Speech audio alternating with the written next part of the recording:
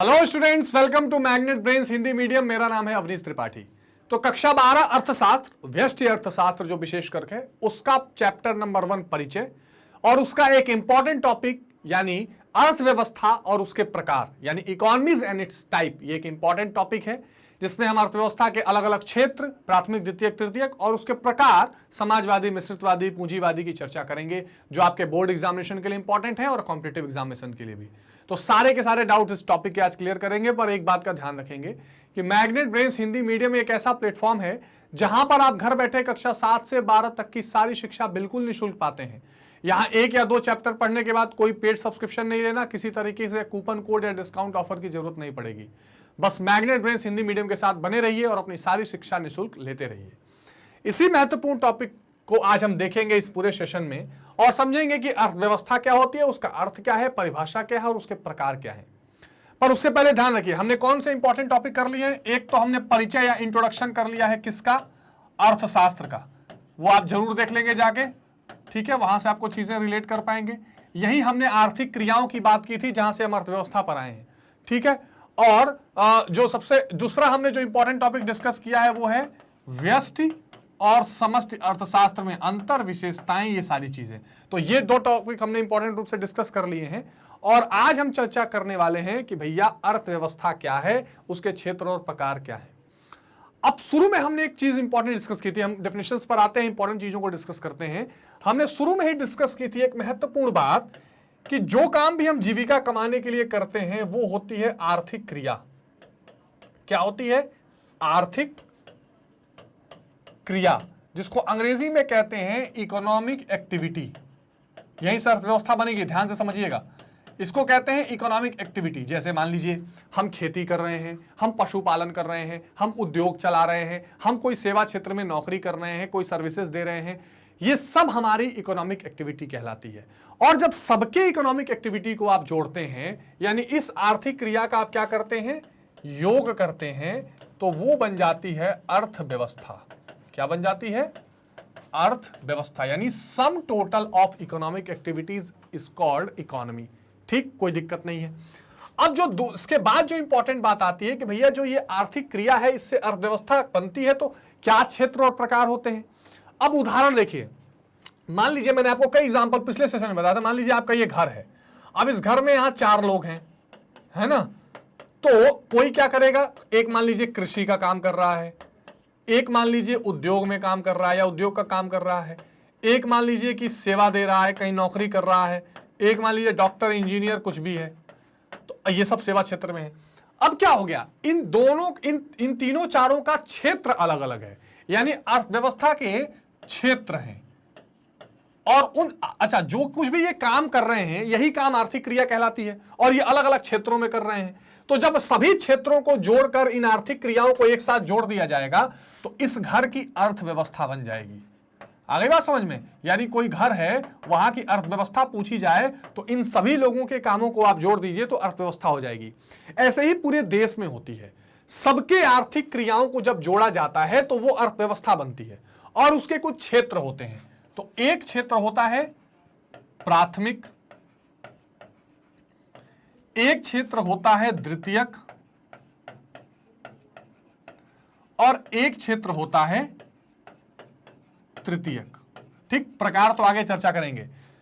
ये 3 क्षेत्र होते हैं। जो ये प्राथमिक क्षेत्र होता है ये विशेष करके कृषि से जुड़ा हुआ क्षेत्र होता है, यानी the sector related with agriculture and allied activities. जो ये महानुभाव कृषि का काम कर रहे हैं या पशुपालन करें, मत्स्य पालन करें, ये सारे काम क्या है? ये सारे काम कृषि और उससे संबंधित क्षेत्र के हैं, जिसको हम प्राथमिक रखते हैं या जिसको अंग्रेजी में कहा जाता है प्राइमरी एक्टिविटी। इसके बाद आता है द्वितीयक क्षेत्र, इसको अंग्रेजी में कहा जाता है सेकेंडरी एक्टिविटी। और इससे संबंधित होता है क्या? इससे संबंधित होता है विनिर्माण। विनिर्माण किसको बोलते हैं? जल्दी बताइए। विनिर्माण बोलते हैं मैन्युफैक्चरिंग को। जैसे प्लास्टिक से दरवाजा बना देना, प्लास्टिक का, आयरन स्टील से कोई बड़ा मशीन बना देना, है ना, बिस्किट से उसको गेहूं से बिस्किट बना देना। तो ये काम द्वितीयक या सेकेंडरी सेक्टर का है। तृतीयक बोलते हैं सर्विस सेक्टर को या सेवा क्षेत्र को, जिसमें आप सैलरी बेस्ड नौकरी करते हैं या कॉन्ट्रैक्ट बेस्ड नौकरी करते हैं, डॉक्टर, इंजीनियर, है ना, टीचर, टेलीकम्युनिकेशन, टूरिज्म, ट्रांसपोर्ट, ये सब कुछ तृतीय क्षेत्र में आता है। आ गई बात समझ में? तो अर्थव्यवस्था, अच्छा, सभी लोग इसी क्षेत्र में काम करेंगे, कोई इस क्षेत्र में, कोई इस क्षेत्र में, कोई इस क्षेत्र में। जो कोई भी वो काम करेंगे, जो कुछ भी वो काम करेंगे, वो कहलाएगी आर्थिक क्रिया, या जिसको हम कहते हैं इकोनॉमिक एक्टिविटी। और इन सभी आर्थिक क्रियाओं को, इन तीनों क्षेत्रों के आर्थिक क्रियाओं को जोड़ दीजिए तो बन जाती है अर्थव्यवस्था, जो आज का हमारा टॉपिक है। ठीक है, तो आर्थिक क्रियाओं को जोड़ने पर बनती है अर्थव्यवस्था। ये आर्थिक क्रियाएं ये 3 क्षेत्रों में होती हैं।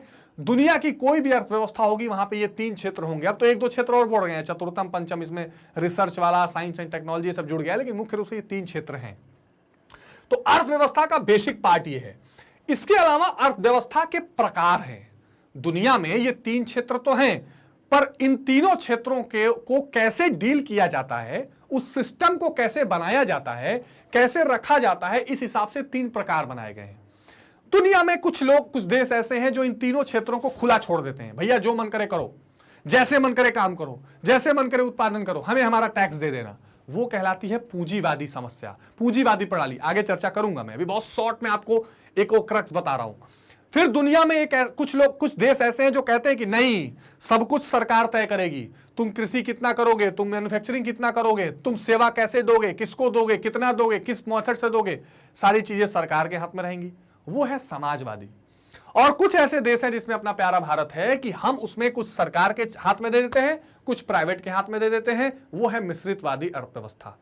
तो अर्थव्यवस्था जो क्या है, आर्थिक क्रियाओं का योग है। सभी आर्थिक क्रियाओं को जोड़ दीजिए जो इन तीनों क्षेत्रों में होते हैं। इसके ये 3 क्षेत्र हैं और 3 प्रकार हैं, पूंजीवादी, समाजवादी, मिश्रितवादी, जिसकी चर्चा आज हम करने वाले हैं। कोई डाउट, कोई समस्या अगर है भी तो आगे भी चर्चा कर लेंगे, लास्ट तक बने रहिए, बहुत महत्वपूर्ण बातें समझने वाले हैं।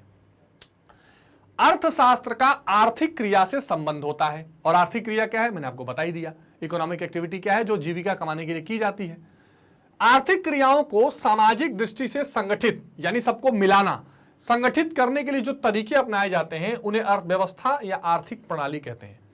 मतलब पूरे दुनिया में, पूरे देश में अलग अलग तरह के आर्थिक क्रियाएं चल रही हैं, तो उनको हम एक संगठन करेंगे ना, कॉम्पोजिशन करेंगे ना, कि भाई सबको मिला के चलें, सारे आर्थिक क्रियाओं को जोड़ के चलें। तो उसका जो सिस्टम बनता है, उसका जो इकोनॉमिक सिस्टम बनता है, आर्थिक प्रणाली बनती है, उसे ही हम अर्थव्यवस्था कहते हैं। जैसे मान लीजिए हमारे देश में ये प्राथमिक क्षेत्र भी होगा, द्वितीयक भी होगा, तृतीयक भी होगा, सबको एक साथ मिलाएंगे ना, उसका एक सिस्टम बनाएंगे, उसी सिस्टम का नाम अर्थव्यवस्था है। कि सभी आर्थिक क्रियाओं को हम जोड़ दें और उसको हम अर्थव्यवस्था बोल दें। ठीक, आगे क्या है, अर्थव्यवस्था एक ऐसी आर्थिक प्रणाली है जो लोगों को जीवन निर्वाह के साधन प्रवाह करती है। बिल्कुल, अर्थव्यवस्था एक ऐसा सिस्टम है कि लोगों को अपना जीवन जीने का सिस्टम देती है।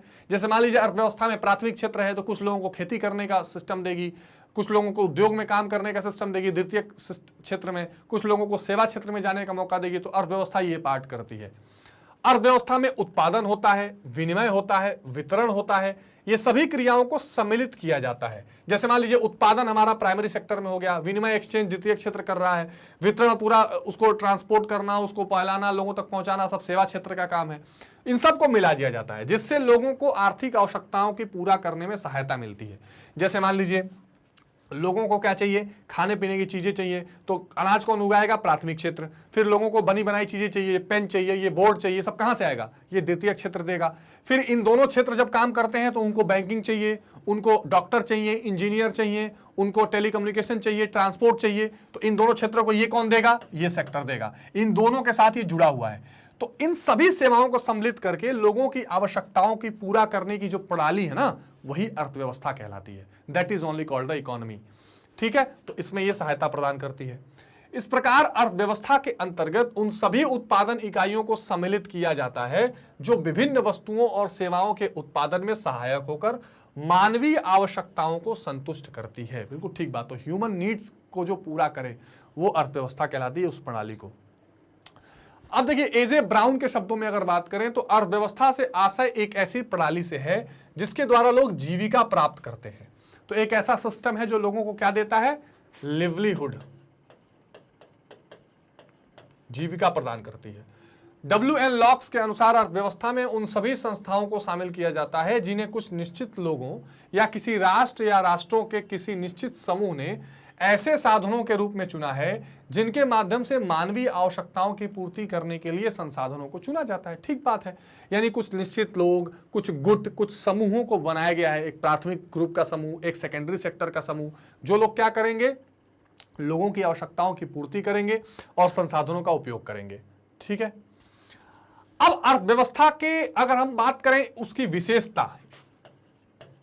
विशेषता कह लीजिए या उसका प्रारूप कह लीजिए, ठीक है, इसकी चर्चा अगर हम करें तो ये कुछ चीजें आएंगी। पहला, इसमें व्यक्तियों का समूह होता है। कुछ लोग मिलकर किसान हैं, वो किसान प्राथमिक क्षेत्र में काम कर रहे हैं। कुछ लोग मिलकर उद्योगपति हैं, वो द्वितीय क्षेत्र में काम कर रहे हैं। कुछ लोग मिलकर जो है वो डॉक्टर, इंजीनियर, इन लोगों का ग्रुप है, वो सेवा क्षेत्र में काम कर रहे हैं। तो एक तो व्यक्तियों का समूह होता है। दूसरा, संसाधनों की सीमितता होती है, इसमें तो कोई दो राय नहीं है। वो तो हम जब से मैंने ये चैप्टर शुरू किया तभी से मैंने बताया है कि साधन आपके सीमित हैं और नीड्स और जो आवश्यकताएं हैं आपकी असीमित हैं। तो इस चीजों को सम्मिलित करके एक सिस्टम बनाना, वो इसमें देखा जाता है।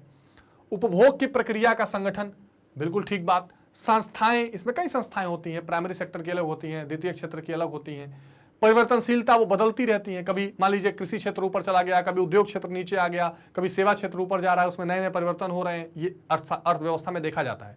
अर्थव्यवस्था में ये जरूरी भी है। इसको बोलते हैं डायनेमिक इकोनॉमी। ठीक है, एक और शब्द इस्तेमाल होता है प्रोग्रेसिव इकोनॉमी। ये अगर ना रहे तो इकोनॉमी एक जगह बैठ जाएगी। तो आप देखिए, आप अक्सर ये न्यूज में सुनते होंगे ना, आप चीजों को कैच करना सीखिए। अक्सर आप न्यूज में सुनते होंगे कि अर्थव्यवस्था जो है वो ग्रो नहीं कर रही है, मंदी आ गई अर्थव्यवस्था में। इसका मतलब क्या है, अर्थव्यवस्था के जो अलग अलग क्षेत्र हैं, कृषि वाला क्षेत्र, उद्योग वाला क्षेत्र, सेवा वाला क्षेत्र, उसमें उत्पादन नहीं हो पा रहा, उसमें प्रोडक्शन की जो वैल्यू है वो घट रही है। तो अब अगर आप नई नई चीजों को अपने आप में इंक्लूड करेंगे, अपने आप में समाहित करेंगे, तो आपकी ये चीजें इंप्रूव होंगी, आगे बढ़ेंगी। ठीक है, उसके अलावा जो सबसे महत्वपूर्ण है, समन्वित प्रणाली, यानी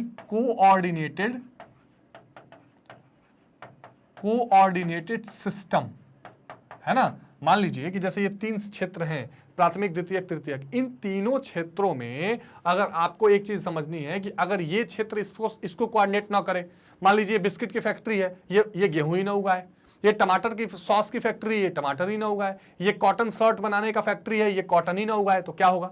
फिर ये सब कुछ उगा दे और ये अपना ट्रक लेके आए ना ट्रांसपोर्ट करने के लिए, सेवा वाला सेक्टर, तो क्या होगा। यानी यहां पर एक चीज देखा जाता है कि समन्वित प्रणाली है। जो भी पूरे सिस्टम में पार्ट लेने वाले लोग हैं, जो भी भाग अर्थव्यवस्था में ले रहे हैं, जो अर्थव्यवस्था का एक पार्ट है, वो सब एक दूसरे से जुड़े हुए हैं, मिले हुए हैं। एक तो ये इसमें एक इंपॉर्टेंट बात देखी जाती है।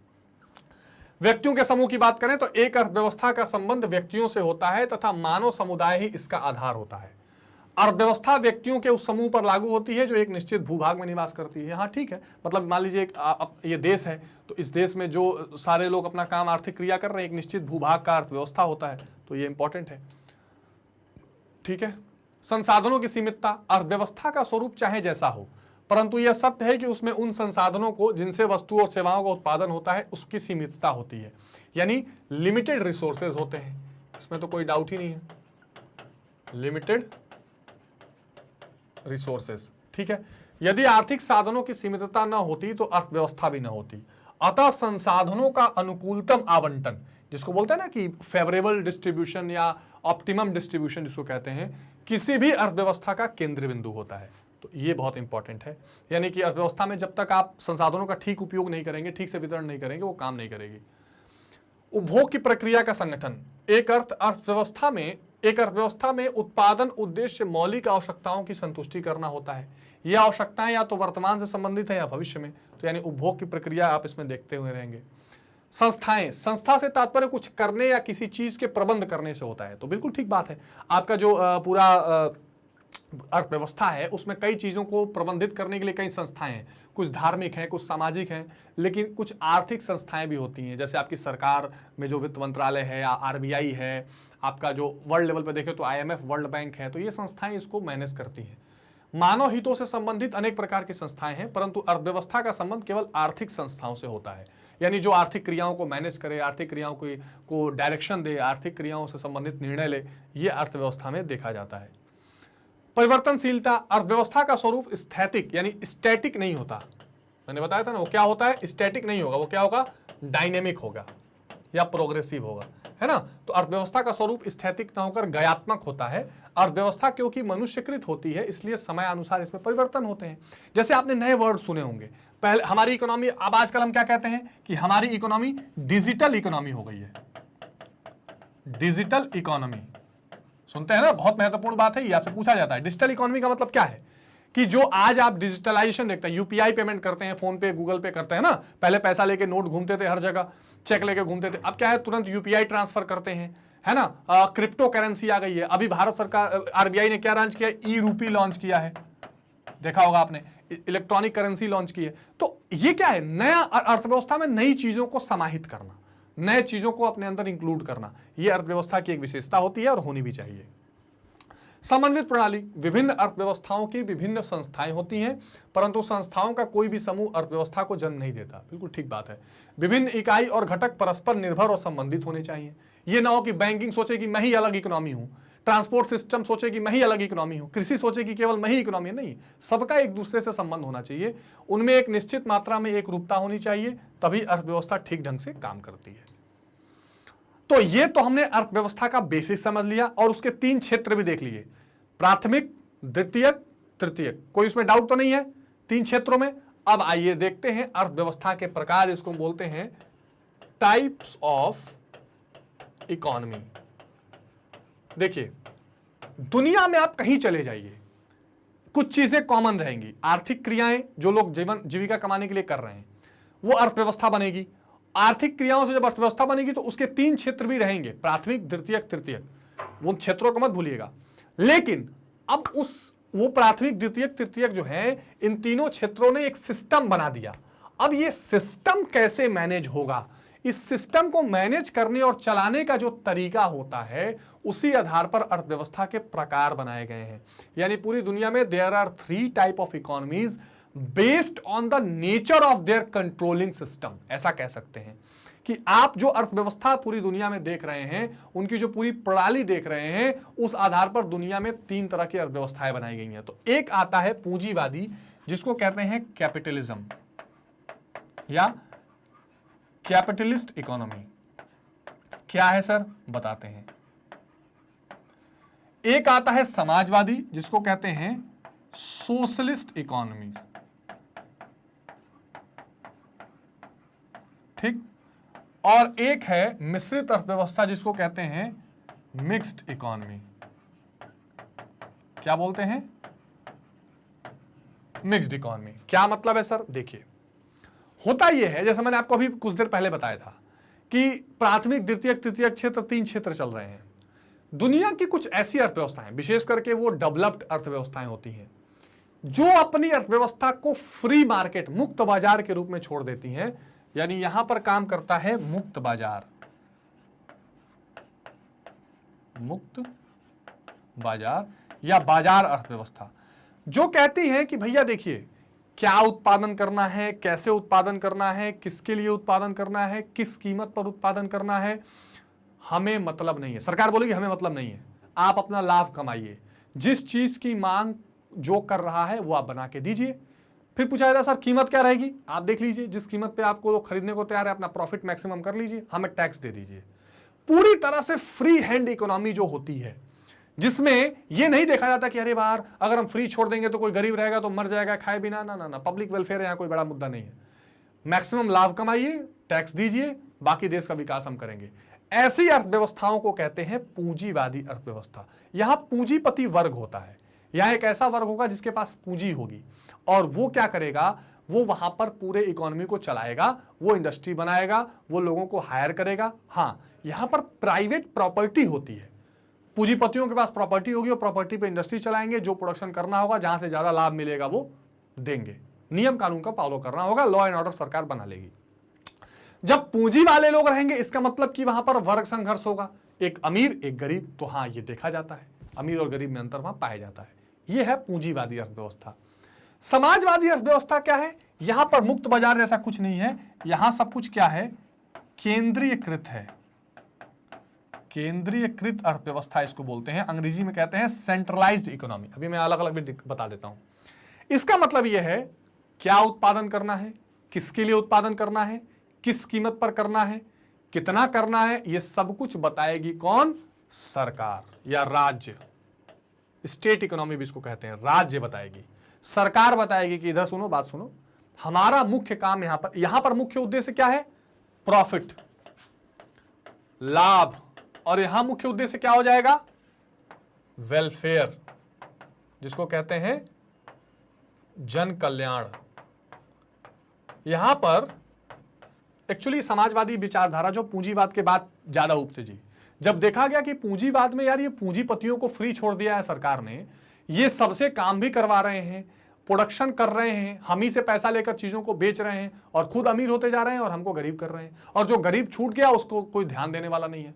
तो बोला कि नहीं, ऐसे नहीं चलेगा, सारी चीजें सरकार के हाथ में रहेगी, लोगों, सरकार मतलब लोगों के, पब्लिक के हाथ में, और वही डिसाइड करेगी कि क्या उत्पादन होगा, किस कीमत पर होगा। हमें जन कल्याण करना है, हमें सबका भला करना है, केवल किसी एक वर्ग को अमीर नहीं बनाना है, एक वर्ग की आवश्यकताओं को बस ध्यान देकर नहीं चलना है, सबके हितों को ध्यान रख के चलना है, पब्लिक वेलफेयर, जन कल्याण को ध्यान रख के चलना है। ऐसी अर्थव्यवस्थाएं जो पूरी तरह सरकार के कंट्रोल में होती हैं वो समाजवादी कहलाती हैं। ठीक बात। और ये केंद्रीकृत होती हैं, योजनाबद्ध होती हैं, पूरी तरह से प्लानिंग की गई रहती है। मिश्रित अर्थव्यवस्था क्या होती है? ये मिक्स्ड इकोनॉमी है। इसमें क्या संदर्भ है भैया? यहां ये होता, अच्छा यहां पर क्या है, पूरी संपत्ति सरकार के हाथ में होती है, यानी यहां प्राइवेट ओनरशिप नहीं होती, कोई निजी संपत्तियां नहीं होती, यहां केवल निजी संपत्तियां होती है। ठीक है, कोई दिक्कत नहीं है। और यहां पर क्या है, थोड़ा बहुत प्राइवेट और थोड़ा बहुत गवर्नमेंट, यानी निजी क्षेत्र प्लस सार्वजनिक क्षेत्र, ये दोनों क्षेत्र मिलकर क्या करते हैं, अर्थव्यवस्था में काम करते हैं। इसको बोला जाता है मिश्रित अर्थव्यवस्था। तो दुनिया में आप कहीं चले जाइए, यही 3 प्रकार की अर्थव्यवस्थाएं आपको मिलेंगी, यही 3 प्रकार की अर्थव्यवस्थाएं आप देखेंगे। अगर आप इसका एक क्रक्स बनाना चाहें जो आपके लिए बेहद इंपॉर्टेंट है, तो आप बुलेट पॉइंट्स इसमें बना सकते हैं। कैसे?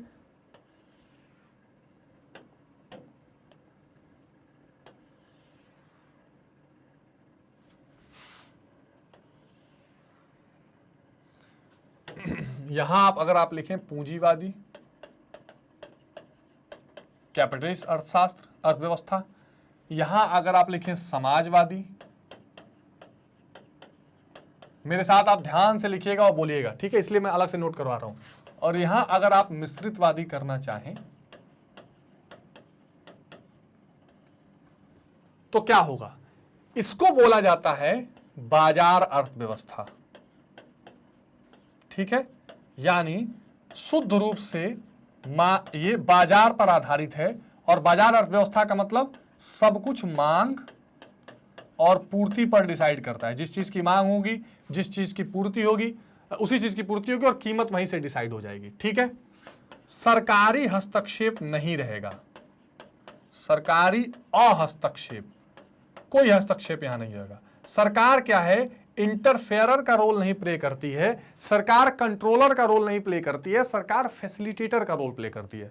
सरकार बोलती है हमें टैक्स दे दीजिए, हम फैसिलिटीज देंगे, हमें कोई दिक्कत नहीं है, हम बिजनेस करना आसान बनाएंगे। यहां पर निजी स्वामित्व ज्यादा होता है, या निजी स्वामित्व होता है, जिसको बोलते हैं प्राइवेट ओनरशिप। निजी स्वामित्व यहां ज्यादा पाया जाता है। ठीक, ये पूंजीवादी अर्थव्यवस्था है। यूएसए अगर आप देखें तो इसका सबसे अच्छा एग्जांपल है। इसने बहुत, हालांकि अब वो सब मिश्रितवादी पर शिफ्ट हो गए हैं, लेकिन ये विचारधारा वहां से ज्यादा है, डेवलप कंट्रीज, वेस्टर्न कंट्रीज। और इसी पूंजीवाद और समाजवादी की लड़ाई चल रही थी सोवियत संघ और अमेरिका के बीच में, जिसे आप शीत युद्ध के नाम से भी जानते हैं।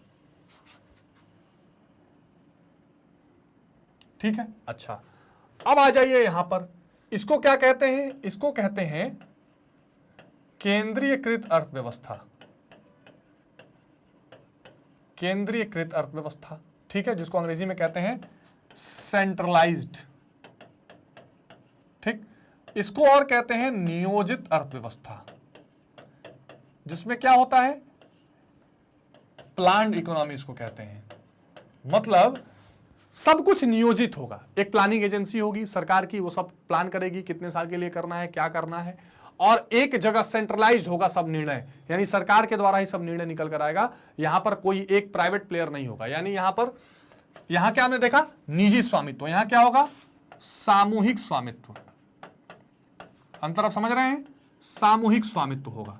जो कुछ भी आप देखेंगे, जो कुछ भी जो प्रॉपर्टीज रहेंगी, जमीनें रहेंगी, इंडस्ट्रीज रहेंगी, सब सरकारी रहेंगी और लोग मिलकर उसको चलाएंगे, लोग ही उसमें डिसीजन लेंगे। आ रही बात समझ में? तो केंद्रीकृत अर्थव्यवस्था होगी, नियोजित होगी, सामूहिक होगी। ठीक है, सभी निर्णय सरकार द्वारा लिए जाएंगे। ठीक, कोई दिक्कत नहीं है। अच्छा, यहां क्या है? असली उद्देश्य है लाभ कमाना या प्रॉफिट मैक्सिमाइजेशन। यहां क्या उद्देश्य होता है? जन कल्याण। ठीक, ये दो अंतर और ध्यान रखिए। यहां क्या है? आप मैक्सिमम प्रॉफिट कमाइए, टैक्स भरिए, खुश रहिए। ठीक, यहां क्या है? जन कल्याण मेन मुद्दा है। और इसीलिए यहां पर क्या देखा जाता है? वर्ग संघर्ष। वर्ग संघर्ष जिसको बोलते हैं क्लास कॉन्फ्लिक्ट, यहां कोशिश की जाती है समानता की। ठीक है, यानी सबका यहां पर क्या किया जाए? सबका विकास किया जाए, सब तक संसाधन पहुंचाए जाए। यहां क्लास कॉन्फ्लिक्ट है, एक पूंजीपति वर्ग हो जाएगा, एक मजदूर वर्ग हो जाएगा, दोनों भिड़ते रहेंगे। लेकिन यहां ऐसा करने की कोशिश नहीं होती, इसको बचाने की कोशिश होती है। मिश्रित में क्या है? सरकार, मतलब इसमें आप ये कह सकते हैं निजी प्लस सार्वजनिक क्षेत्र दोनों रहेंगे। ठीक है, तो यहां दोनों चीजें थोड़ी थोड़ी पाई जाएंगी। जन कल्याण भी रहेगा, समानता भी रहेगा, लाभ कमाना भी उद्देश्य रहेगा, सारी चीजें इसमें मिली रहेंगी, है ना। ये इस इंडिया, भारत इसका अच्छा एग्जाम्पल है। इसमें आप चाइना, सोवियत संघ डाल सकते हैं। ये दो तरह, तीन तरह की अर्थव्यवस्थाएं हैं जो पूरी दुनिया में पाई जाती हैं। इसकी और इसके जो अच्छे चीजें हैं इसको मिलाकर मिश्रितवादी अर्थव्यवस्था में, और दुनिया के अब लगभग ज्यादातर देश इसी ओर शिफ्ट हो रहे हैं। तो ये एक इंपॉर्टेंट कंसेप्ट है जिसे आप ध्यान रखेंगे। अब इसमें आपको कोई डाउट तो नहीं है? कोई डाउट हो कमेंट बॉक्स में बताइएगा। तो यहां हमेशा पब्लिक ओनर, इसको अंग्रेजी में कहते हैं पब्लिक ओनरशिप, सामूहिक स्वामित्व। ठीक है, तो ये मैंने आपको क्रक्स में समझा दिया, पॉइंट्स में भी अब आप समझ लेंगे और कहीं कोई डाउट इसमें नहीं होनी चाहिए। ठीक बात है। अब देखिए पूंजीवाद की अगर बात करें तो इस अर्थव्यवस्था का प्रारंभ 18वीं शताब्दी में जो इंग्लैंड में औद्योगिक क्रांति हुई थी, जो इंडस्ट्रियल रिवोल्यूशन हुआ था, वहां से माना जाता है। जैसे जैसे इंडस्ट्रीज बढ़ी वैसे वैसे वहां पर पूंजीपति वर्गों का वो हुआ और सरकार ने सहायता करी। पूंजीवाद आर्थिक संगठन की वह प्रणाली है जिसमें उत्पत्ति के साधनों पर क्या होता है? निजी स्वामित्व होता है, जिसकी चर्चा मैं अभी कर रहा था, प्राइवेट ओनरशिप। यहां पर क्या होगा? निजी स्वामित्व होगा। निजी स्वामित्व होता है तथा इन साधनों को लाभ अर्जित करने के उद्देश्य से विभिन्न कार्यों में प्रयोग करने की स्वतंत्रता होती है। ठीक बात है। डीएच कोल के अनुसार पूंजीवाद लाभ के लिए उत्पादन की वह प्रणाली है जिसके अंतर्गत उत्पादन के उपकरण और पदार्थों पर निजी स्वामित्व होता है। मुख्यतः मजदूरी के बदले काम करने वाले श्रमिकों की सहायता से उत्पादन किया जाता है। समाजवादी बोलता है कि नहीं, कोई मजदूर नहीं रहेगा, सब मिलकर काम करेंगे, सभी का प्रॉफिट में बराबर हिस्सेदारी होनी चाहिए। यहां क्या होता है? नहीं, मजदूरी करिए, अपना श्रमिक है तो आप उसका अपना मजदूरी लीजिए, जाइए। उत्पादन पर पूंजीवादी स्वामी और स्वामियों का अधिकार होता है पूंजीवाद में। इसकी क्या विशेषता है? केंद्रीय योजना का भाव। यहां कोई सेंट्रलाइज प्लानिंग नहीं होगी कि सरकार प्लान करेगी और उसी प्लानिंग से काम करना। नहीं, हर पूंजीपति वर्ग, हर वर्ग अपना डिसीजन लेगा और अपने प्रॉफिट को बढ़ाने की कोशिश करेगा। निजी संपत्ति यानी प्राइवेट प्रॉपर्टी का अधिकार होता है। ठीक है, आपकी कंपनी है, आपकी फैक्ट्री है, आप मालिक हैं, ये सब अधिकार यहां पर दिए जाएंगे। आर्थिक स्वतंत्रता, इकोनॉमिक यहां पर फ्रीडम दी जाएगी कि आप जो निर्णय लेना चाहें ले सकते हैं। उपभोक्ता का प्रभुत्व, उपभोक्ता डिसाइड करेगा कि क्या होना चाहिए। क्यों? क्योंकि भाई जिस चीज की डिमांड करेगा वही चीज की सप्लाई होगी, सीधी बात है, वही चीज मैन्युफैक्चरिंग होगी। तो उपभोक्ताओं का यहाँ स्कोप ज्यादा है। और लाभ उद्देश्य, प्रॉफिट ज्यादा कमाना, प्रॉफिट को मैक्सिमाइज करना, यह पूंजीवाद की एक बहुत प्रमुख विशेषता है जिसको आप ध्यान रखेंगे। कीमत यंत्र चलता है, मांग और पूर्ति के हिसाब से कीमत यंत्र काम करेगा। मांग और पूर्ति जिस जगह पर बराबर हो जाएंगे, चाहे वो साधन के हो चाहे वस्तु के हो। जैसे मान लीजिए लेबर ही है तो लेबर की कितनी डिमांड है और किस प्राइस पर उतने लेबर मिल जा रहे हैं, वही कीमत डिसाइड हो जाएगा। और ये बहुत बड़ा, क्योंकि पूरा व्यष्टि अर्थशास्त्र जो है वो प्राइस मैकेनिज्म पर ही काम कर रहा है, तो कीमत यंत्र यहां काम करता है। साहसी की महत्वपूर्ण भूमिका, साहसी यानी कौन होता है? निवेशक, जो पैसा इन्वेस्ट करे, रिस्क ले, उसकी इंपॉर्टेंट भूमिका है। प्रतियोगिता और संयोगीकरण, यहां पर क्या होता है, कंपटीशन बहुत होता है, सबको चांस मिला है ना, आर्थिक स्वतंत्रता है तो अच्छा आपको करना पड़ेगा। और वर्ग संघर्ष जिसको अपन क्या बोलते हैं, क्लास कॉन्फ्लिक्ट, क्लास कॉन्फ्लिक्ट, यानी जो पूंजीपति वर्ग है और जो मजदूर वर्ग है, एक सेकंड, क्लास कॉन्फ्लिक्ट यानी वर्ग संघर्ष। एक ऐसा वर्ग है जो पूंजीपतियों का हो गया, एक ऐसा वर्ग है जो मजदूरों का हो गया, तो इनके बीच में जो एक बार बार तकरार देखी जाती है, इसको हम वर्ग संघर्ष का रूप ले लेंगे। तो ये पूंजीवाद में देखा जाता है, इसकी आप कमी बुराई भी या इसका आप लिमिटेशन के रूप में भी इसको देख सकते हैं। अब एक एक लाइन इस पर देख लेते हैं। तो पूंजीवाद की एक महत्वपूर्ण विशेषता, इसमें किसी प्रकार की केंद्रीय आर्थिक योजना नहीं पाई जाती है। यह प्रणाली हजारों लाखों व्यक्तियों की स्वतंत्र क्रियाओं पर रहती है, जो जैसे क्रिया कर रहा है वैसा छूट उसको मिला हुआ है। विभिन्न व्यक्तियों की इन क्रियाओं में कीमत यंत्र के द्वारा समन्वय स्थापित किया जाता है। उत्पादक उत्पादन संबंधी निर्णय स्वतंत्र रूप से लेते हैं, परंतु कीमत यंत्र के द्वारा उपभोक्ता उत्पादन संबंधी निर्णयों को हमेशा प्रभावित करते हैं। अर्थव्यवस्था में जिन वस्तुओं की मांग अधिक होती है उन्हें अधिक मात्रा में, और जिन वस्तुओं की मांग कम होती है उन्हें कम मात्रा में उत्पादित किया जाता है। बाकी कोई इसमें पहले से पॉलिसी या प्लानिंग नहीं रहती है। निजी संपत्ति यानी पूंजीवाद के अंतर्गत प्रत्येक व्यक्ति को संपत्ति प्राप्त करने, रखने, प्रयोग करने का पूरा अधिकार होता है। इसके साथ साथ इस व्यवस्था में निजी संपत्ति को उत्तराधिकारियों को हस्तांतरित या ट्रांसफर करने का भी अधिकार दिया जाता है। आर्थिक स्वतंत्रता यानी पूंजीवाद में व्यक्तियों को आर्थिक स्वतंत्रता प्राप्त होती है, जिसमें व्यवसाय करने की स्वतंत्रता, ठेका करने की स्वतंत्रता यानी कॉन्ट्रैक्ट, चुनाव की स्वतंत्रता, ये सब सम्मिलित है। व्यवसाय की स्वतंत्रता का अर्थ है कि व्यक्ति अपने इच्छा अनुसार कोई भी व्यवसाय, कोई भी काम, प्राथमिक, द्वितीयक, तृतीयक क्षेत्र में से कोई भी काम कर सकता है। उपभोक्ता को प्रभुत्व, इस प्रणाली में जो कंज्यूमर है, उपभोक्ता यानी कंज्यूमर जो खरीद रहा है, जो डिमांड करेगा, उसको सार्वभौमिक सत्ता मिलती है। अपनी आय के अनुसार वो अपने अलग अलग जगह पर व्यय करता है, और उपभोक्ता देश के विनियोग स्वरूप को निर्धारित करता है कि क्या मार्केट होगा, क्योंकि जिन वस्तुओं की वो मांग करेगा उन्हीं वस्तुओं की डिमांड उत्पादन होगा। तो इन्वेस्टमेंट यानी विनियोग कैसा होगा, किस क्षेत्र में ज्यादा प्रोडक्शन होगा, वो कौन डिसाइड करेगा, उपभोक्ता। अतः उत्पादक उन्हीं वस्तुओं का उत्पादन करेंगे जिनमें ज्यादा डिमांड हो और उससे ज्यादा प्रॉफिट हो, क्योंकि हमने अभी देख लिया कि पूंजीवाद में मेन काम क्या होता है, प्रॉफिट को ज्यादा करना। ये नहीं कि कोई चीज गरीबों के लिए तो बना देने, नहीं, जो चीज की डिमांड होगी वही बनाएंगे। लाभ का उद्देश्य, तो लाभ पूंजीवाद की संस्थाओं का हृदय है, मतलब वो एक मोटिव है, मेन मोटिव है कि लाभ कमाना ही सबसे इंपॉर्टेंट काम है, इसलिए हम लाभ कमाएंगे, और इसके लिए पूंजीवाद में सबसे मेन काम देखा जाता है। लाभ की आशा से ही साहसी व्यावसायिक जोखिम यानी जो रिस्क है वो उठाने के लिए तैयार होते हैं। तो ये एक इंपॉर्टेंट काम है जो हमेशा ध्यान रखना है। उद्योगों को अधिक कार्य कुशलता से चलाने और उसमें सुधार करने की प्रेरणा देने वाली की शक्ति भी लाभ ही है। तो लाभ ही क्या है, प्रॉफिट ही क्या है, एक इंपॉर्टेंट पार्ट है, एक इंपॉर्टेंट चीज है। पूंजीवाद समाज में सभी उत्पादक इकाइयां लाभ के उद्देश्य से संचालित की जाती हैं। कीमत यंत्र, पूंजीवादी अर्थव्यवस्था में कोई भी व्यक्ति या संस्था अर्थव्यवस्था के कार्य संचालन के संबंध में नियोजित ढंग से निर्णय नहीं लेती है। कोई प्लान करके निर्णय नहीं लेना कि हमें यही प्लानिंग करके, ये सब चीजें मैंने आपको डिस्कस कर दी है, मैं पॉइंट्स वाइज चीजें बता रहा हूं, आपके नोट्स में भी काम आएंगी। वास्तव में पूंजीवादी अर्थव्यवस्था में आर्थिक कार्यों के संचालन का कार्य कीमत यंत्र द्वारा किया जाता है, यानी प्राइस मैकेनिज्म, मांग और पूर्ति पर जो कीमत हो जाए। कैसे होता है, मान लीजिए ये मांग की वक्र है, ये पूर्ति की वक्र है, जिस कीमत पर, जिस प्राइस पर ये दोनों बराबर होंगे वही प्राइस मान लिया जाएगा कि वस्तु की वही प्राइस होगी। ठीक है, किन वस्तुओं का कितना मात्रा में उत्पादन किया जाएगा ये कीमत द्वारा ही डिसाइड किया जाता है। साहसी की बड़ी इंपॉर्टेंट भूमिका है। पूंजीवाद में साहसी की भूमिका सर्वाधिक महत्वपूर्ण होती है, क्योंकि वही साधनों को एकत्रित करता है, वही पैसा इन्वेस्ट करता है और वही चीजों का उत्पादन करता है। तो यहां पर ये इंपॉर्टेंट हो जाता है। इस प्रकार पूंजीवाद में व्यवसाय पर नियंत्रण और जोखिम प्राय एक संपादित होते हैं, और पूंजीवाद का सुनहरा नियम इसे कहा जाता है।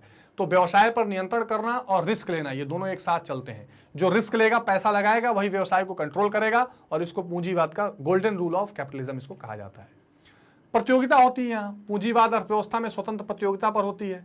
क्रेता, उत्पादक, विक्रेता, श्रमिक पर्याप्त संख्या में होते हैं, तो ये आपस में कंपटीशन करते रहते हैं और अपने अपने हितों की रक्षा के लिए ज्यादा अच्छा काम करते हैं, लाभ ज्यादा कमाते हैं। पूंजीवाद में आर्थिक सत्ता थोड़े से पूंजीपतियों के हाथ में होती है, ये एक इंपॉर्टेंट पार्ट है, और इसके फलस्वरूप समाज में दो वर्ग होते हैं। थोड़े से पूंजीपति कई लोगों को मारते हैं, यहाँ देखिए हंटर चला रहा है कई लोगों पर, तो ये एक इंपॉर्टेंट पार्ट है। तो ये सारी चीजें जो है, थोड़े से पूंजीपति, इनके पास संपत्ति होती है, शक्ति होती है, तो ये क्या करते हैं, साधन रहित श्रमिक वर्ग को कंट्रोल करने की कोशिश करते हैं। पूंजीपति श्रमिकों का शोषण करके अपने लाभ को बढ़ावा देना चाहते हैं, श्रमिक अपनी मजदूरी तथा कार्य की दशाओं को सुधारना चाहता है। ये दोनों कॉन्फ्लिक्ट और वर्ग संघर्ष पूंजीपति और श्रमिकों के बीच में चलता है। गुण क्या है पूंजीवाद के, तो अकुशल और अपव्यय का निराकरण। अगर कोई लोग वे अगर अकुशल हैं, स्किल्ड नहीं है, तो अपने आप किनारे हो जाते हैं सिस्टम से। जो फिट है, परफेक्ट है, वो सर्वाइव करेगा। स्वचालित कार्यकरण, कोई इसमें प्लानिंग नहीं होती, अपने मन से सारी क्रियाएं चल रही हैं। उत्पादन में वृद्धि और पूंजी निर्माण, ये अपना कैपिटल फॉर्मेशन करते हैं, प्रोडक्शन बढ़ाते हैं और कैपिटल बनाते हैं, ये सब चलता रहता है। तकनीकी प्रगति, टेक्नोलॉजी का खूब यूज करेंगे। भाई कोई भी उद्योग होगा, कोई भी पूंजीपति होगा, वो सोचेगा ना हम नई नई टेक्निक लाएं ताकि कम समय में ज्यादा लाभ कमाएं, तो ये चीज होती रहती है। योग्यता अनुसार पुरस्कार, अप्रेजल भी होता है, जो अच्छा काम करेगा उसको पुरस्कार मिलता है ताकि वो और अच्छा काम करे। जीवन स्तर में सुधार, यानी स्टैंडर्ड ऑफ लिविंग जो है वो बदलेगा, आय बढ़ेगी तो आपका स्टैंडर्ड ऑफ लिविंग तो बढ़ेगा ही। अधिकतम संतुष्टि, यानी जो जितना काम करेगा उसको ज्यादा मिलेगा तो संतुष्टि भी रहेगा। लोकतांत्रिक स्वरूप, लोकतांत्रिक स्वरूप यानी हर व्यक्ति को क्या काम करना है, कौन सा व्यवसाय चुनना है, किस क्षेत्र में उसको जाना है, सबकी आजादी है। लोचपूर्ण और प्रावेगिक स्वभाव, लोचपूर्ण का मतलब ये होता है कि अर्थव्यवस्था में कभी भी, इसमें एक चीज होता है ना कि इसमें व्यापार चक्र चलता है, व्यापार चक्र यानी कि बिजनेस साइकिल, कभी हो गई महंगाई, कभी हो गई मंदी, कभी होगा ग्रोथ, कभी हो गया रिसेशन, तो ये लोचपूर्णता यानी इलास्टिसिटी चलती रहती है, कोई एक जैसी स्थिति हमेशा नहीं रहती है। इसमें दोष क्या है, आर्थिक असमानताएं हैं, एक पूंजीवादी वर्ग हो जाएगा, एक श्रमिक वर्ग हो जाएगा, तो जो समान वितरण है ये नहीं है। व्यापार चक्र मैंने बताया ना आपको, कभी एकदम महंगाई आ जाएगी, कभी मंदी आ जाएगी, तो इससे इकोनॉमी को दिक्कत होती है। वर्ग संघर्ष, ये हमने चर्चा कर ही लिया है। श्रमिकों का शोषण, यानी ज्यादा लाभ कमाने के लिए कम पैसे देकर ज्यादा से ज्यादा काम करवाना, ये होता है। एकाधिकारी प्रवृत्तियां भी हो जाती हैं, कई बार कुछ लोग मिलकर एक इंडस्ट्री में घुस जाते हैं, दूसरे को घुसने नहीं देते, तो इस तरह की समस्याएं भी होती है, सरकार वहां रोक नहीं पाती है। अनार्जित आय, यानी पैसा किसी भी तरीके से कमाया जाए। सामाजिक कल्याण की उपेक्षा, सोशल वेलफेयर की बात नहीं होगी यहाँ कि थोड़ा कल्याण के माध्यम से भी सोचें, थोड़ा वेलफेयर के भी मुद्दे से सोचें, नहीं, अपना व्यक्तिगत लाभ। प्रतियोगिता के अपव्यय, पूंजीवाद, युद्ध और साम्राज्यवाद, खूब ज्यादा अपना साम्राज्य फैलाना, खूब ज्यादा अपने आपको बड़ा करना, इसकी होड़ लगी रहती है, तो ये एक इसका दोष माना जाता है। अब आते हैं समाजवाद। ऐतिहासिक विकास क्रम में समाजवादी अर्थव्यवस्था पूंजीवाद के बाद आई। समाजवाद वह आंदोलन है जिसका उद्देश्य सभी प्रकार के वस्तुओं की प्रकृतिकृत तथा मनुष्यकृत बड़े पैमाने के उत्पादन में प्रयोग की जाने वाली उत्पादक वस्तुओं के स्वामित्व और प्रबंध को व्यक्तियों के स्थान पर संपूर्ण समाज के हाथ में हो। यानी जो उत्पादन के साधन है वो चाहे श्रम है, पूंजी है या जमीन भूमि है, जो भी है, ये किसी एक व्यक्ति के हाथ में न रहे, पूरे समाज के हाथ में होना चाहिए, सब पर उसका अधिकार होना चाहिए, जिससे बड़ी राष्ट्रीय आय को अधिक समान रूप से इस प्रकार बांटा जा सके कि व्यक्ति की आर्थिक प्रेरणाओं या व्यवसाय और उपभोग संबंधी चुनाव की स्वतंत्रता में हानि न हो। यानी जो राष्ट्रीय आय, जब पूरा उत्पादन के साधन लोगों के हाथ में रहेंगे तो लोग मिलकर राष्ट्रीय आय उपार्जित करेंगे और उसको ऐसे सबको डिवाइड किया जाए कि सभी अपने आर्थिक स्वतंत्रता हो, अपने चुनावों को पूरा कर सकें, अपने चीजों की आवश्यकताओं की पूर्ति कर सकें। इस प्रकार समाजवाद के अंतर्गत उत्पादन के साधनों का समाजीकरण किया जाता है। उत्पादन के साधन क्या है, भूमि, श्रम, पूंजी, निवेशी, साहसी, ये सब लोगों के हाथ में हो, एक दो लोगों के हाथ में ना हो। तो इससे क्या होता है, उनका समाजीकरण किया जाता है और आय को समान वितरण और व्यक्तियों की कुछ सीमा तक स्वतंत्रताएं, ये सारी चीजें पाई जाती हैं। क्या विशेषता है, उत्पादन के साधनों पर सामाजिक स्वामित्व, उत्पादन तथा वितरण सरकार द्वारा किया जाए, आर्थिक नियोजन जिसको बोलते हैं इकोनॉमिक प्लानिंग, ये यहाँ पाई जाती है। ये पूंजीवाद में नहीं पाई जा रही थी, लेकिन यहां पर क्या होगा, इकोनॉमिक प्लानिंग पाई जाएगी। धन का अधिक समान वितरण किया जाएगा, यानी इक्वल डिस्ट्रीब्यूशन किया जाएगा।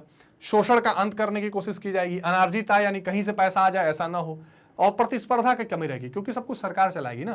तो ये इसकी महत्वपूर्ण विशेषताएं हैं। तो आइए देखते हैं इन विशेषताओं के बारे में। तो साधनों पर क्या है, सामाजिक स्वामित्व है।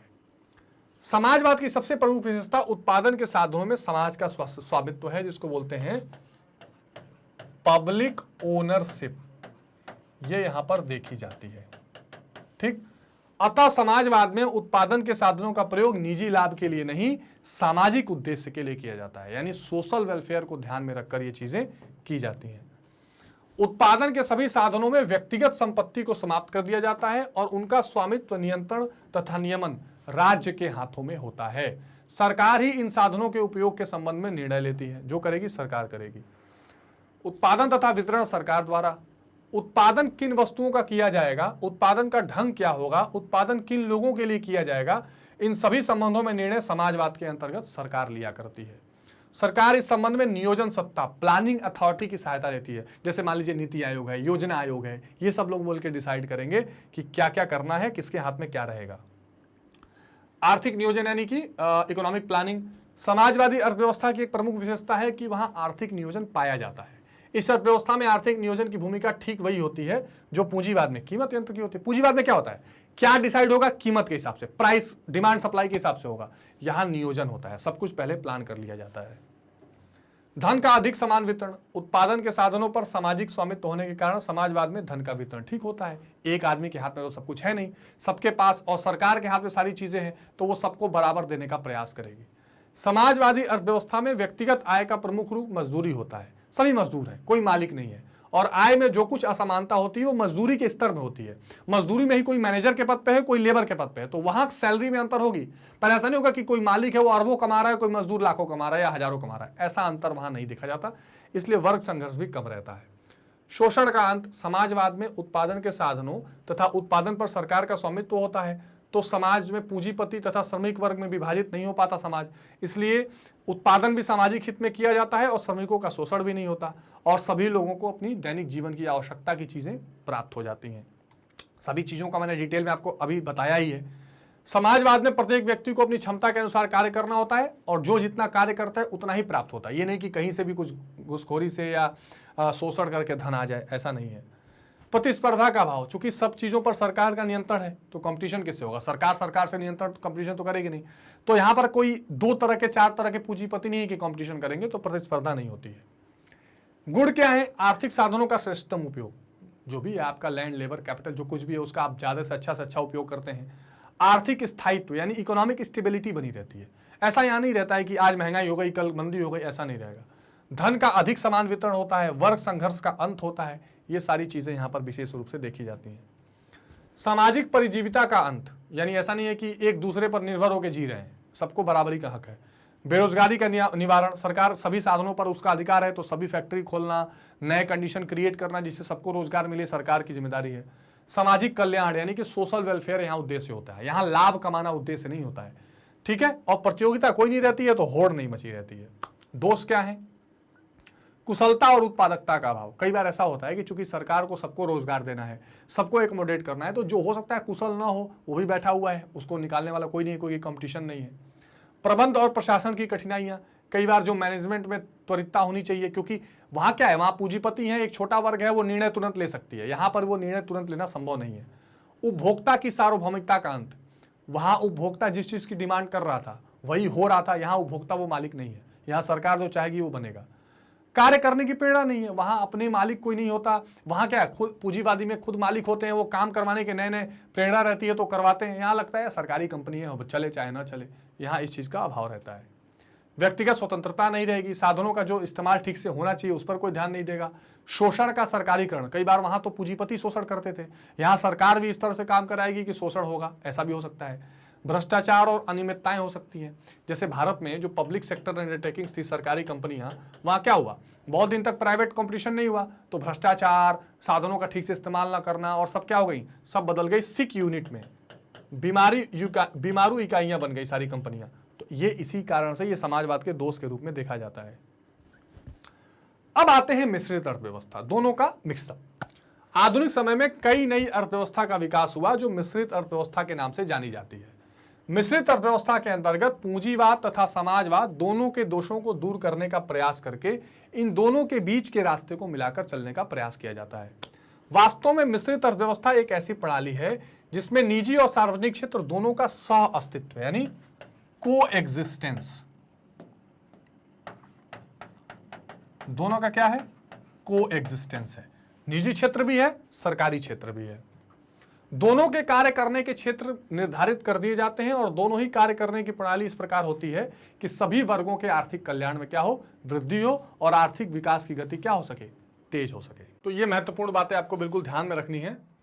अब मुंड एवं वोल्फ के अनुसार मिश्रित अर्थव्यवस्था की परिभाषा निजी एवं राज्य द्वारा नियंत्रित उपक्रमों की एक मिलीजुली व्यवस्था के रूप में की जा सकती है। वही बात की जा रही है, यानी प्राइवेट सेक्टर और पब्लिक सेक्टर दोनों ने मिलकर जो एक तरह का उपक्रम या एक तरह का फॉर्मूला तैयार किया है, उसको उस रूप में देखा जाता है। यह एक ऐसी प्रणाली है जिसमें व्यावसायिक गतिविधियों का संचालन अनेक स्वरूप और व्यवस्थाओं के साथ संपन्न किया जाता है। यानी जो भी इसमें इकोनॉमिक गतिविधियां हैं और जो भी इसमें महत्वपूर्ण सारी क्रियाएं हैं, उनका संचालन क्या किया जाता है, कई स्वरूपों में, कई तरीकों में किया जाता है। कहीं वो पब्लिक पार्ट होता है, कहीं वो प्राइवेट पार्ट होता है। ठीक है, अब कुछ विशेषताएं देख लेते हैं। एक, निजी एवं सार्वजनिक क्षेत्र का सह अस्तित्व, जिसकी मैं बार बार बात कर रहा था, यानी को एग्जिस्टेंस, ये वर्ड ध्यान रखिएगा, को existence of private and public sector, private and public sector का को एग्जिस्टेंस। दूसरा, कीमत यंत्र यानी प्राइस मैकेनिज्म, प्राइस मैकेनिज्म। तीसरा, आर्थिक स्वतंत्रता, इकोनॉमिक फ्रीडम, ये एक इंपॉर्टेंट है। आय और संपत्ति का अधिक समान वितरण, यानी अगर आप पूंजीवाद से तुलना करें तो यहां इनकम और प्रॉपर्टी का ज्यादा समान वितरण होता है, और आर्थिक नियोजन, इकोनॉमिक प्लानिंग यहां भी काम करती है जो समाजवाद में काम कर रही थी। तो दोनों चीजों का जो है एक तरह से मिश्रण करने, जैसे मान लीजिए पूंजीवाद से कीमत यंत्र उठा लिया और निजी क्षेत्र उठा लिया पूंजीवाद से, सार्वजनिक क्षेत्र उठा लिया समाजवाद से, आय और संपत्ति का अधिक वितरण समाजवाद और आर्थिक नियोजन समाजवाद। तो पूंजीवाद और समाजवाद का एक बहुत शानदार मिश्रण मिश्रित अर्थव्यवस्था में देखने को मिलता है। मिश्रित अर्थव्यवस्था की एक महत्वपूर्ण विशेषता निजी और सार्वजनिक क्षेत्र का साथ साथ पाया जाना है। जैसे इंडिया में मान लीजिए रेलवेज है, एटॉमिक एनर्जीज है, स्पेस है, ये सारा गवर्नमेंट के अंदर आता है। इसके अलावा जैसे मान लीजिए फर्टिलाइजर्स है, आईटी सेक्टर है, ये सारी चीजें प्राइवेट के हाथों में है। इन दोनों क्षेत्रों का सह अस्तित्व पर्याप्त मात्रा में होता है तथा दोनों को ही क्या किया जाता है, इंपॉर्टेंट दिया जाता है, महत्व दिया जाता है। मिश्रित अर्थव्यवस्था में इन दोनों क्षेत्रों को पर्याप्तता देने के लिए इन दोनों क्षेत्रों का अलग अलग कार्य क्षेत्र भी निर्धारित कर दिया जाता है कि दोनों का जो वर्किंग एरिया होगा वो बिल्कुल डिफरेंट होगा। सार्वजनिक क्षेत्र में उद्योगों तथा व्यवसायों का संचालन और विकास का उत्तरदायित्व ये सरकार पर होता है ना, यानी गवर्नमेंट जो होती है वही हेड करती है, वही चीजों को कंट्रोल करती है, वही हर चीज के लिए विजन देती है। जबकि निजी क्षेत्र में उद्योगों का स्वामित्व और प्रबंध निजी उद्यमियों के हाथ में होता है, परंतु उन्हें सरकार द्वारा बनाई गई नीतियों का पालन करना होता है। यह भी एक बहुत इंपॉर्टेंट पार्ट है जिसे आपको समझना है। कीमत यंत्र, मिश्रित अर्थव्यवस्था में लाभ उद्देश्य तथा कीमत यंत्र पाए जाते हैं। तो जो मिक्स्ड इकोनॉमी होती है इसमें दोनों चीज होती है, यानी प्रॉफिट वाला पार्ट भी देखना होता है, लाभ भी कमाना है, और दूसरा कीमत यंत्र भी यहां पाया जाएगा, यानी कि डिमांड सप्लाई के हिसाब से चीजों का प्राइस बनाना यह भी देखा जाएगा। कीमत यंत्र ही उत्पादकों के निर्णयों को प्रभावित किया जाता है कीमत यंत्र के द्वारा। लाभ की प्रेरणा से उत्पादन करने वाली फर्में वस्तुओं और वस्तु उत्पादन के लिए आवश्यक साधनों की कीमतों को ध्यान में रखकर स्वतंत्र रूप से आर्थिक निर्णय लेती हैं। तो एक बात ठीक है कि सरकारी सिस्टम भी है, लेकिन बाकी निजी क्षेत्र को अपना निर्णय लेने के लिए, अपने हिसाब से आर्थिक नियोजन करने के लिए आर्थिक स्वतंत्रता दी जाती है। तो इस तरह से एक तरह का मतलब सार्वजनिक और निजी क्षेत्र का टकराव नहीं है, एक पीसफुल कोएग्जिस्टेंस मिश्रित अर्थव्यवस्था में देखा जाता है। तो उससे क्या होता है, जन कल्याण भी संभव हो पाता है और लाभ का उद्देश्य भी प्राप्त होता है। इकोनॉमिक फ्रीडम, आर्थिक मिश्रित अर्थव्यवस्था में आर्थिक स्वतंत्रता तो होती है, परंतु यह पूंजीवादी अर्थव्यवस्था की तुलना में कम होती है। मतलब गवर्नमेंट क्या करती है, कई बार अपनी प्लान, पॉलिसीज, नीतियों के माध्यम से इस स्वतंत्रता पर इनडायरेक्ट कंट्रोल भी कर सकती है। जैसे मान लीजिए अगर कोई बहुत ज्यादा कीमत बढ़ा रहा है मान लीजिए, तो उसको हो सकता है सब्सिडी देके गवर्नमेंट उस कीमत को कम करे। अगर कोई बहुत ज्यादा लाभ कमाने की फिराक में है तो टैक्सेस बढ़ा भी सकती है गवर्नमेंट। तो ये चीजें रहती हैं।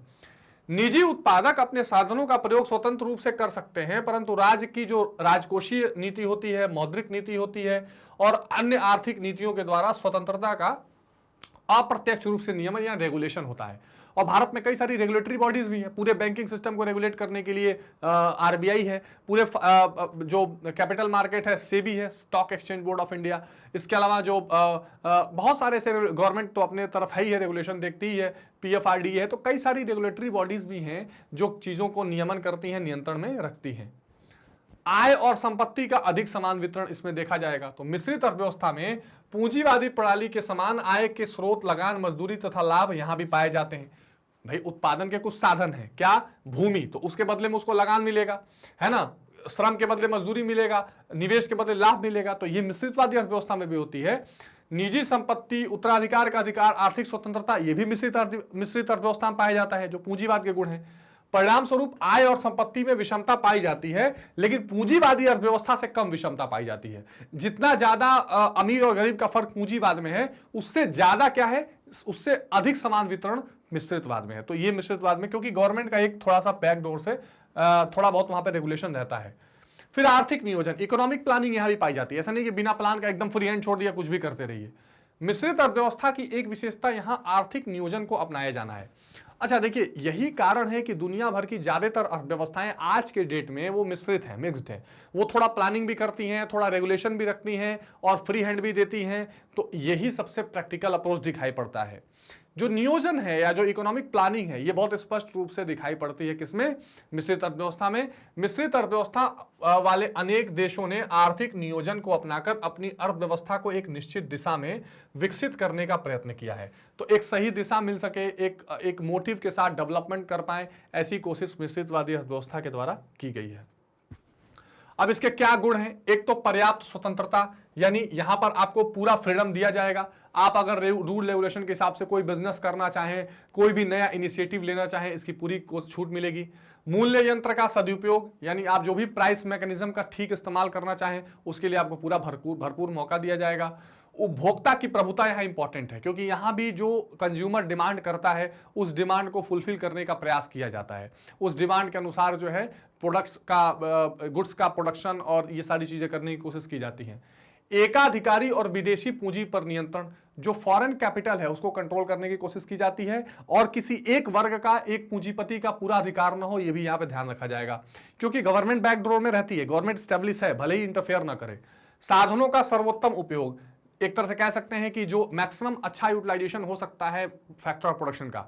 अच्छा देखिए, सबसे खूबसूरत बात यह है क्योंकि यहां सरकार भी एक प्लेयर है और प्राइवेट एक भी प्लेयर है। तो सरकार को अगर लगता है कि भाई हम इन साधनों का ठीक से इस्तेमाल नहीं कर सकते, शायद प्राइवेट प्लेयर्स ज्यादा अच्छा कर सकते हैं इस क्षेत्र में, तो वो उनको अलाउ करती है और जहां तक खुद कर सकती है खुद करती है। चेक एंड बैलेंस भी रहता है, तो ये एक बेहतरीन, क्योंकि प्रतियोगिता आ जाती है, अच्छा उपयोग होता है। तीव्र आर्थिक विकास, तो एक फास्ट इकोनॉमिक ग्रोथ तो होता ही है, क्योंकि यहां प्लानिंग भी है, रेगुलेशन भी है और एक तरह का इकोनॉमिक फ्रीडम भी है प्राइवेट क्षेत्र को, तो ये अच्छा काम होता है। आर्थिक विषमताओं में कमी, जो अचानक मंदी हो जाना, अचानक महंगाई आ जाना, ये सारी चीजें कम ही होती है। क्यों? क्योंकि बैकडोर में सरकार क्या बनाती रहती है? मौद्रिक नीति और राजकोषीय नीति। ये दो ऐसी महत्वपूर्ण नीतियां हैं जो इकोनॉमी में किसी भी एकदम से उतार चढ़ाव को रोकने में मदद करती हैं, क्योंकि ये क्या करती हैं? मनी सप्लाई को, मुद्रा के प्रसार को कंट्रोल में रखती हैं। तो ये सारी नीति समष्टि अर्थशास्त्र में हमने डिटेल में पढ़ा है। ये सारी नीतियां जो हैं, ये बहुत बड़ा रोल प्ले करती हैं किस चीज में? एक तरह से जिसको कहते हैं इकोनॉमिक स्टेबिलिटी या आर्थिक स्थिरता को बनाए रखने में। तो बहुत सारी विषमताएं यहां आपको देखने को नहीं मिलेंगी। अब दोष क्या है? ये कई बार अव्यवहारिक लगने लगता है। कई बार ऐसा होता है कि भाई कैसे हो पाएगा कि गवर्नमेंट और प्राइवेट दोनों काम करें? एक तरफ बोले कि हम फ्री हैंड देंगे, एक तरफ गवर्नमेंट रेगुलेट भी करे, कंट्रोल भी करने की कोशिश करे, तो यहां पर कई बार इम्प्रैक्टिकल हो जाता है। समन्वय का अभाव, यानी कई बार जो गवर्नमेंट और प्राइवेट सेक्टर में समन्वय होना चाहिए। प्राइवेट सेक्टर बोले कि गवर्नमेंट की नीतियां हमको काम नहीं करने दे रही हैं, टैक्सेस इतना नहीं होना चाहिए, गवर्नमेंट को इस सेक्टर को इतनी छूट देनी चाहिए। गवर्नमेंट बोलेगी नहीं हमें टैक्स कलेक्ट करना है, हम इस सेक्टर को इतना नहीं छूट दे सकते, ये स्वास्थ्य के लिए हानिकारक चीजें बना रही है, ये प्रदूषण के लिए हानिकारक चीजें बना रही है, यहाँ कोई फैक्ट्री लगेगी, सरकार बोल देगी प्रदूषण हो रही है। तो दोनों में टकराव भी बहुत देखा जाता है। अल्पकालीन प्रकृति रहती है, कभी कोई डिसीजन कभी कोई डिसीजन। कमजोरी की पहचान आराम से निकल जाती है। स्वतंत्रता समाप्ति का हमेशा भय बना रहता है। प्राइवेट सेक्टर को यह लगता है कि कब हमारे निर्णयों को सरकार बदल दे, कब हमारे निर्णयों को सरकार इलीगल ठहरा दे, कब इस पर एक नया कानून या रेगुलेशन आ जाए, इसकी कोई गारंटी नहीं है। आर्थिक अस्थिरता बनने के कई बार चांसेस रहते हैं। मान लीजिए अचानक से डिसीजन चेंज हुआ तो उसका फर्क इकोनॉमी पे पड़ेगा। और भ्रष्टाचार, बहुत बार प्राइवेट सेक्टर अपना काम बनाने के लिए गवर्नमेंट सेक्टर को भ्रष्टाचार देंगे, कर्मचारियों को पैसे दिए जाते हैं कि आप ऐसे हमारा काम करवा दीजिए, क्योंकि रूल एंड रेगुलेशन में वो फंसते चले जाते हैं। तो ये सारे कुछ दोष भी है जो मिश्रित अर्थव्यवस्था को अपने अंदर से दूर करने पड़ेंगे और तब वो बेहतर अर्थव्यवस्था बन सकती है। इन शॉर्ट हमने क्या पढ़ा? अर्थव्यवस्था क्या है? जो आर्थिक क्रियाओं का योग है।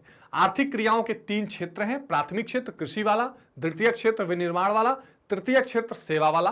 किसी भी दुनिया में अर्थव्यवस्था के 3 प्रकार होते हैं। पूंजीवादी जो पूरी तरह फ्री मार्केट होता है, निजी स्वामित्व वाला होता है, समाजवादी जो पूरा सरकारी नियंत्रण में होता है, और मिश्रितवादी जो दोनों के सह अस्तित्व से चलता है। ये मैंने डिटेल में इसके गुण, दोष और विशेषताओं की भी चर्चा की है। अब इससे अधिक आपको कुछ भी ढूंढने की जरूरत नहीं पड़ेगी। आई होप कि ये टॉपिक आपको ठीक से अच्छे से समझ में आ गया होगा। इसमें कोई डाउट, कंफ्यूजन, समस्या है तो कमेंट बॉक्स में बता दीजिए। एक बात का और ध्यान रखिए कि मैग्नेट ब्रेन्स आपके लिए एक ऐसा प्लेटफॉर्म तैयार किया है मैग्नेट ब्रेन्स ने, जिसमें आप इसके वेबसाइट यानी www.magnetbrains.com या मैग्नेट ब्रेन्स का एप्लीकेशन या ऐप या आप इसके यूट्यूब मंच से ये सारे के सारे कोर्सेज बिल्कुल फ्री ऑफ कॉस्ट पढ़ सकते हैं। CBSE English Hindi medium, UP Bihar board है ना, सीबीएसई हिंदी मीडियम, यूपीएस, उसके अलावा सीयूईटी, ओलंपियाड, एनटीएससी, ये सारे जो महत्वपूर्ण एग्जामिनेशन हैं इनकी तैयारी आप फ्री ऑफ कॉस्ट कर सकते हैं। बुक्स और ई बुक्स के भी लिंक अवेलेबल है और हमारे जो सोशल मीडिया हैंडल्स हैं ट्विटर, टेलीग्राम, इंस्टाग्राम, फेसबुक, इनको भी आप जरूर फॉलो करते रहिए। इससे आपको हर नई अपडेट का पता चलेगा और आप बिल्कुल अपडेटेड रहेंगे। तो स्टूडेंट्स, मिलते हैं अगली वीडियो में एक नए कंसेप्ट के साथ। लाइक, शेयर और सब्सक्राइब करना बिल्कुल नहीं भूलिएगा। अपना बहुत ध्यान रखिए। Take care, bye bye.